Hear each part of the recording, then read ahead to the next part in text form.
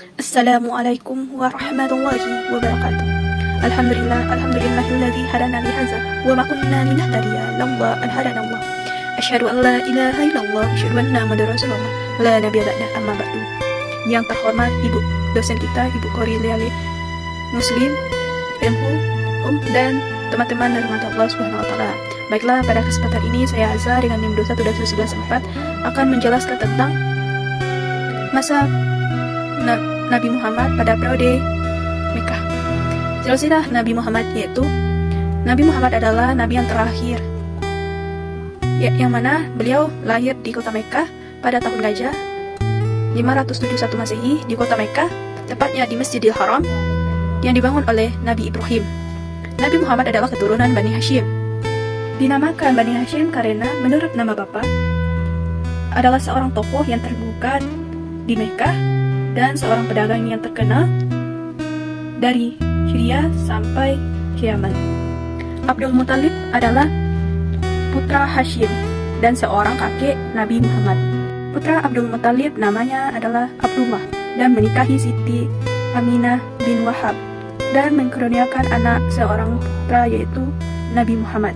Rasulullah SAW menikah pada umur 25 tahun dan Sayyidah Khadijah berumur 40 tahun, dan sejarawan mengatakan beliau berumur 25 tahun dan ada pula yang mengatakan umur beliau 28 tahun. Nabi Muhammad selalu melihat keadaan pada saat itu, yang mana keadaan pada zaman jahiliyah. Itu sebabnya Nabi Muhammad selalu pergi ke Gua Hira. Pada tanggal 27 Rajab pada tahun 610 Masehi, tepatnya Rasulullah berumur 40 tahun, Rasulullah diutus menjadi Rasul. Saat perkembangan Islam di Arab, yang mana yang pertama dakwah secara sembunyi-sembunyi, kedua dakwah secara terang-terangan, dan dakwah di luar Mekah. Masa Nabi Muhammad periode Madinah. Latar belakang hijrahnya Nabi Muhammad ke Madinah. Yang pertama, terjadinya peristiwa Isra Mi'raj pada tanggal 27 Rajab tahun 261 Masehi, yang mana perbedaan antara Mekah dan Madinah. Jika Nabi Muhammad ke Madinah, Nabi Muhammad itu diejek-ejek, dilempar dengan batu. Sedangkan ketika Nabi Muhammad hijrah ke Madinah, Nabi Muhammad disambut dengan riang gembira. Di Madinah, perkembangan penganut Islam cukup pesat dan banyak, yang mana terjadi baik dakwah secara terang-terangan maupun sembunyi-sembunyi sekitar 13 tahun lamanya. Rintangan semakin lama semakin bertambah, yang mana tanah yang subur yaitu di Madinah. Kondisi Madinah sebelum kedatangan Nabi Muhammad. Madinah yang dikuasai oleh Raja Arab Saudi, yang mana terletak di jaraknya 160 km sebelah Laut Merah dan jaraknya kurang lebih 350 km sebelah utara dari kota Mekah. Kondisi kota Madinah itu sangat subur, yang mana penduduk desa itu melakukan bertani, berdagang, dan berternak. Punya kota Mekah yang tandanya tandus dan gersang, yang mana di kota Madinah ini menghasilkan buah-buahan dan sayur-sayuran. Kondisi masyarakat Yathrib sebelum datangnya Islam terdiri atas dua bangsa, yaitu bangsa Arab Saudi dan bangsa Yahudi, yang mana pada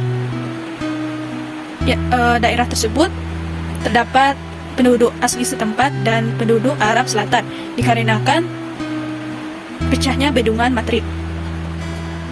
Persoalan pada bangsa Yathrib itu tidak adanya pemimpin antar suku, yang mana pada masa itu yang adanya pemimpin yang saling bertabrakan, atau yang mana pada saat itu seringlah terjadi peperangan. Strategi Rasulullah di Madinah, yang mana yang pertama perjanjian Aqabah, yang kedua membangun masjid, yang ketiga ukhuwah Islamiyah. Pertanyaan kedua yaitu apa ibrah yang kita ambil dari materi yang saya jelaskan barusan? yaitu ibrah yang dapat kita ambil ya, di mana kita mengetahui apa sih silsilah Nabi Muhammad, kita mengetahui proses dakwahnya Nabi Muhammad, dan kita dapat mengambil pelajaran bahwa berdakwah itu tidaklah mudah.